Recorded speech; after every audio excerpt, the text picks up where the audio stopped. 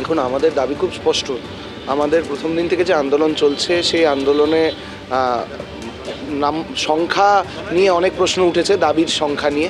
কিন্তু যদি যে কোনো সাধারণ মানুষ আমাদের আন্দোলনকে ক্রমভিত্তিকভাবে দেখবেন, তারা বুঝবেন যে বিভিন্ন সময় সংখ্যাটা আলাদা হলেও প্রত্যেকটি দাবি আসলে প্রথম থেকেই ছিল, এবং দাবিগুলি আসলে অভয়ার ন্যায় বিচার এবং আরেকটি অভয়া না হতে দেওয়া, জনস্বাস্থ্য রিলেটেড কিছু দাবি আছে, এবং ভয়ের রাজনীতি থেকে বিরত থাকা, স্বাস্থ্যক্ষেত্রের জন্য কিছু দাবি আছে, স্বাস্থ্য সচিব নারায়ণ স্বরূপ নিগমের পদত্যাগের দাবি আছে।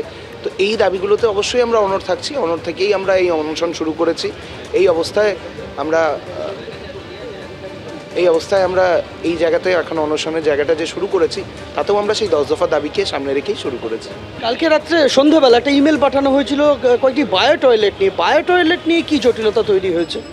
মানে হ্যাঁ, এটা এমন একটা অদ্ভুত জিনিস, যেটা নিয়ে জটিলতা তৈরি যে হবে আদৌ, এটা আমরা কখনো ভাবতে পারিনি।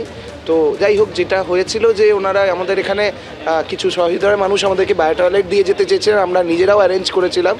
সেটা অ্যারেঞ্জ করার পর দেখা গেল যে ওটা তারা এখানে অ্যালাউ করছেন না। অ্যালাউ কেন করছেন না? বলেন যে এটা নাকি গ্রিন জোন, এখানে বায়ো টয়লেট অ্যালাউ করা যাবে না। তো যাই হোক, সেইটার জন্য আমাদের সন্ধ্যে 6টা নাগাদ প্রায় একটা ওনাদেরকে মেইল করা হয়, তার উত্তর এখন আমরা পাইনি। তাতে অসুবিধা একটাই, যে এখানে যেসব মানুষরা আসছেন বা আমাদের যারা অনশনকারী যারা আছেন, তাদেরকে বেশ কিছুটা দূরের একটা পাবলিক টয়লেট ব্যবহার করতে হচ্ছে। অসুবিধা নেই, এখন অবধি তো নিশ্চয়ই তাতে চালিয়ে নিতে পারছি। তবে ওই বায়ো টয়লেটটি যদি কলকাতা পুলিশ যদি খুব সহৃদয় হয়ে পারমিশনটি দেন, তাহলে অ্যাটলিস্ট কাছাকাছি একটা জায়গায় সেটা আমরা ব্যবহার করতে পারবো।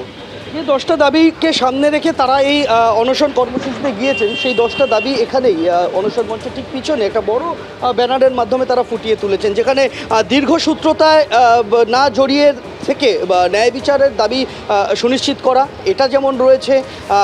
স্বাস্থ্যক্ষেত্রে প্রশাসনিক অক্ষমতা বা দুর্নীতি যে সমস্ত কিছু রয়েছে, সেই দায় নিয়ে স্বাস্থ্য সচিবকে অবিলম্বে পদ থেকে অপসারণের দাবি রয়েছে।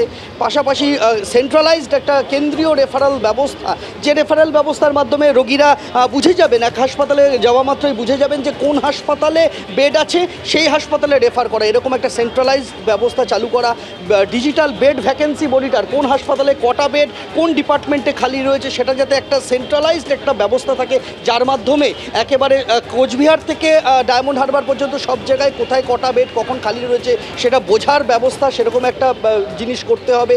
অতি দ্রুত কলেজ ভিত্তিক টাস্ক ফোর্স তৈরি করতে হবে এবং ডাক্তারদের নির্বাচিত প্রতিনিধিদের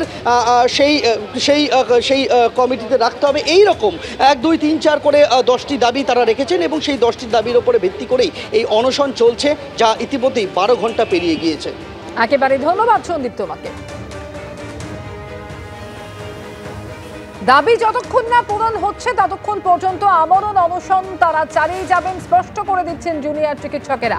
6 জন ডাক্তার তারা অনশনে বসেছেন, যাদের মধ্যে রয়েছেন অনুষ্টুপ মুখোপাধ্যায়, কলকাতা মেডিকেলের অনুষ্টুপ মুখোপাধ্যায় রয়েছেন। 6 জনের মধ্যে রয়েছেন অর্ণব মুখোপাধ্যায়, যিনি এসএসকেএমের চিকিৎসক। 6 জন চিকিৎসকের মধ্যে এছাড়াও রয়েছেন তনয়া পাজা, কলকাতা মেডিকেলের চিকিৎসক তনয়া পাজা।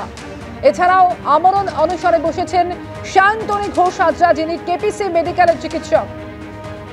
এই 6 জনের মধ্যে রয়েছেন এনআরএস এর পুলস্ত আচার্য, এছাড়াও রয়েছেন কলকাতা মেডিকেল কলেজের স্নিগ্ধা হাজরা।